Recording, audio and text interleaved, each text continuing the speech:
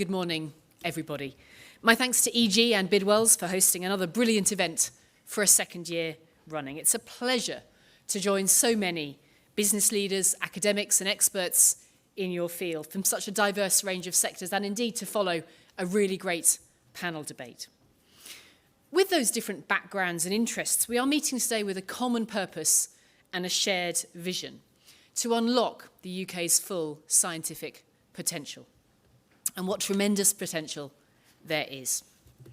Earlier this month, in this very building, many of us were celebrating London Tech Week, an international festival showcasing the very best of British innovation, design, technology, and indeed science. But it also offered a chance to reflect on the exceptional success of our world-leading tech sector and much more. Last year, we became just the third country to date with a tech sector valued at $1 trillion. We boast the largest sector of that kind in Europe and the third largest in the world, behind only the US and China. And when you look at the AI, fintech, biotech sectors, the UK is an international trailblazer. We've created more billion-dollar unicorn tech startups than Germany, France and Sweden combined.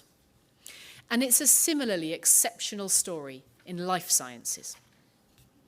The life sciences sector alone employs around 300,000 people throughout the country, and the vast majority of them outside London and the South East. The sector has the potential to create 130,000 more high-skilled jobs over the next decade. And in the Oxcam arc, which I know is a focus of today's conference, we have the largest density of life sciences R&D in the UK. Indeed, as we all know, Oxford and Cambridge are ranked in the top 5 institutions for life sciences and medicine globally, ahead of London, Tokyo, and Beijing. But behind every one of these statistics are extraordinary scientific breakthroughs, which are changing people's lives every day. You can see that in the work of businesses like Autolus and Oxford Biomedica, who are behind cutting-edge therapies, harnessing the power of the body's own cells to fight diseases. Meanwhile, Benevolent AI and Oxford-based Exscientia are employing AI to develop new drugs to treat life-threatening conditions. Exscientia was actually the first company anywhere in the world to develop a drug molecule designed completely by artificial intelligence, which is a major milestone for the pharmaceutical industry. And AstraZeneca, connected, of course, to today's conference, and thank you for your support, whose COVID vaccine saved countless lives and helped us to get out from the grips of the pandemic, is now delivering a new generation of precision medicines, with its Cambridge Discovery Centre pioneering next-generation therapies, including gene editing and cell treatments. For the government's part, we want to build on this momentum, to continue fostering British talent and British innovation, and to secure the UK's position as a science and tech superpower by 2030. And to that end, we've made substantial progress, realising our ambitious life sciences vision. We've brought forward a raft of new investments in Genomics England. You've just heard from their chair, Nicola Blackwood. Our funding is supporting their vital work in sequencing genomes in the NHS, in helping us treat a wide range of different diseases, including some of the rarest genetic disorders. We've also announced the creation of a new higher rate of tax relief for R&D intensive SMEs and startups, and that will benefit businesses like Oxford Nanopore, a British scale-up success story. They're using their unique DNA sequencing technology to detect hidden infections and transform treatments. We're making real progress in fostering new strategic partnerships with businesses too. That includes a groundbreaking agreement with BioNTech.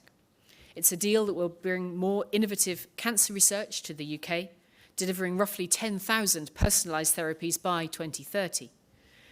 That's an agreement I couldn't be prouder to support, not just as a member of the Cabinet, but as one of so many women in the UK who've had their own personal battle with breast cancer. I was fortunate enough to make a full recovery after my diagnosis 3 years ago, thanks in no small part to our great NHS. But the success of today's cancer treatments is also owed to the tremendous innovation taking place throughout our life sciences and healthcare sectors. We've sought to continue driving that innovation forward with a long-term pipeline of investment. That includes a comprehensive £650 million package recently unveiled by the Chancellor, with over £120 million to fast-track commercial clinical trials, and almost £50 million to help us prepare for future pandemics so that vaccines and other life-saving medicines can be manufactured here in the UK. But in addition to discovering new medicines, the growth package also unlocked real improvements to our infrastructure, with a host of planning policy measures to boost the supply of lab spaces through the country, freeing up land which is desperately needed and has rightly been highlighted by Bidwells as key to unlocking long-term growth. In the Oxford-Cambridge arc, the government has also thrown its full support behind East-West Rail, helping to speed up connections between the Harwell, Milton and Cambridge science parks. Through the Chancellor's package, we've sought to upgrade the UK Biobank and its biomedical database, a database, as you will know, containing the in-depth genetic information of 500,000 UK citizens. We know how invaluable this information is to both researchers and doctors, helping them deliver care that's tailored specifically to a patient's genetic makeup. We've also announced over £40 million to improve mental health, one of the key missions we committed to as part of our life sciences vision. That funding will drive innovation in new research across the UK, including 2 demonstrator sites in Birmingham and Liverpool. That's accompanied by a £10 million innovation competition to support researchers developing novel digital therapeutics, medtech and pharmaceutical treatments that help people overcome opioid and cocaine addictions so they can begin to rebuild their lives. So that's what we've focused on to date. But we want to go even further over the coming weeks and months. As our medtech strategy sets out, we want to reduce diagnostic bottlenecks and deliver on the Prime Minister's pledge to cut NHS waiting lists. We want to hasten the search for new ways to diagnose, treat and cure life-threatening conditions using all the revolutionary emerging technologies available to us. That's one of the reasons why the government has committed to delivering at least £50 million to support MND research between 2022 and 2027. Since that funding was announced, more than 70% has already been allocated to cutting-edge research projects. And just last week, the government also announced £21 million of funding through the AI Diagnostic Fund. That will allow NHS trusts to accelerate the deployment of the most promising AI imaging and decision support tools, helping doctors more quickly diagnose cancers, strokes, and heart conditions. The convergence between AI and life sciences couldn't be more topical right now, and I know it's something you'll be going into in depth in your next session. We want to see the safe adoption of artificial intelligence in our health and care sector, and there are already some great examples of this working in practice. Whether it's automated lip readers like Leopa bringing a voice to the voiceless by improving treatments for patients who can't speak, or risk prediction tools like Spara in Scotland.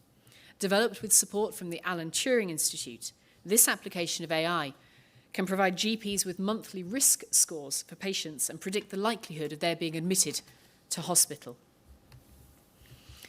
Today, I'm proud to announce funding for another vital life sciences initiative. In partnership with UKRI, MRC and Alzheimer's Research UK, we'll be investing £9.5 million into better understanding and treating traumatic brain injuries. These injuries are a leading cause of death and disability in people under 40 in the UK. They often result in devastating lifelong health issues for survivors, including poor mental health, epilepsy, and dementia. Our funding will bring together leading experts in the field.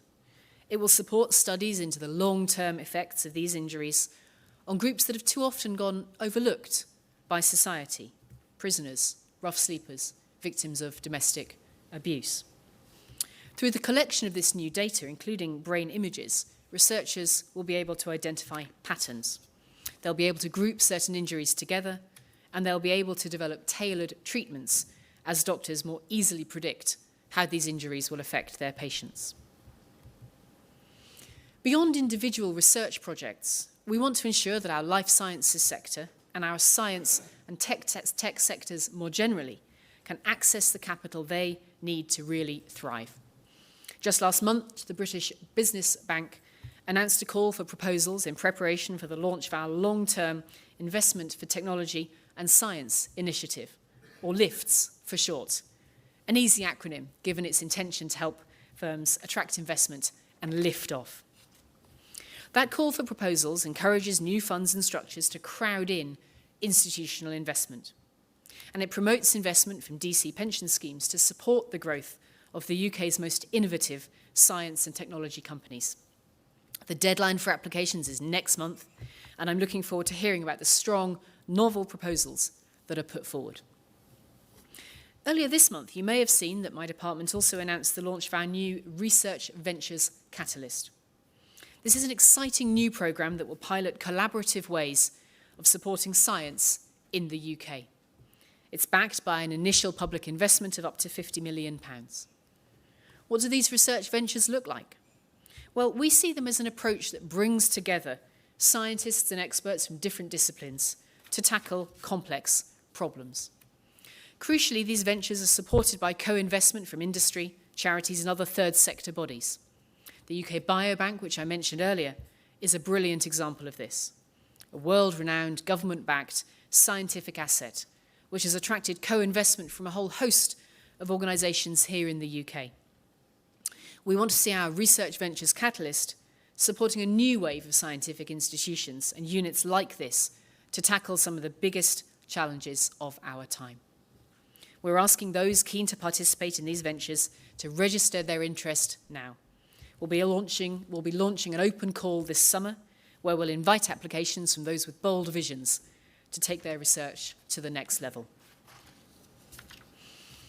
One of the ways UK researchers, universities and businesses have been supported in the past is through Horizon Europe. We are actively moving forward with discussions on the UK's involvement in this programme, and I know that it might be an important theme for many here today. We're clear that we hope these negotiations will be successful. We're equally clear that our participation must work for UK researchers, businesses and taxpayers too. So although association is our hope, if we are unable to secure it on fair and appropriate terms, we will instead implement our bold and ambitious alternative, Pioneer. It would receive the same amount of funding as the UK would have paid under Horizon from 2021 to 2027. Pioneer would trailblaze innovative new funding approaches with significant targeted investment in R&D, infrastructure and programmes to attract and retain exceptional talent. Of course, our priority in all of this is to ensure that the UK's R&D sector receives the maximum level of support to continue groundbreaking research and collaboration with international partners. That's what Pioneer would achieve. We've been engaging with the sector to shape the best possible plan for the UK's continued scientific and technological advancement. In support of that ambition too, my department recently announced the launch of an expert exchange programme. We want the work of government to be informed by those who have direct experience of working in the science and technology sectors, who know the challenges of getting the best innovations out of the lab and onto the market. So we're offering a host of opportunities across our science divisions, our cyber, data and digital infrastructure work, as well as AI, blockchain and other growth industries. Our secondees gain first-hand experience of working in a government department on placements of up to 9 months. It's a fantastic opportunity to foster collaboration between the government, industry and experts on some of the most important issues facing these sectors and society today. Secondees already working in the department have described their experiences as hugely beneficial. And we see this as a two-way street. So we're also encouraging DSIT civil servants to undertake placements in industry and in academia too, so they gain a deeper understanding of the sectors for which they set policy. This is an approach firmly rooted in international best practice with the ambition of creating a community of secondees that are mutually beneficial to both industry and government long after these secondments end. We're keen to hear from anybody interested in taking forward these types of partnerships. So if you're interested, please get in touch with my team today or through the organisers of today's conference. These are just some of the ways in which this government is securing the UK's status as a true science and technology superpower.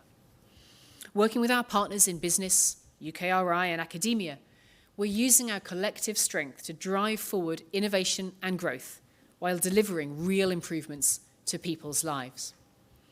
Adhering to Marie Curie's philosophy that nothing in life is to be feared, only to be understood, we are harnessing new technologies to further our understanding of life-threatening diseases and injuries. And we're using science to build a more dynamic and competitive economy in which our boldest British businesses have the tools and backing they need to succeed. That's our vision. Working together, that's what I hope we'll deliver. Thank you for today. I hope you have a great rest of conference.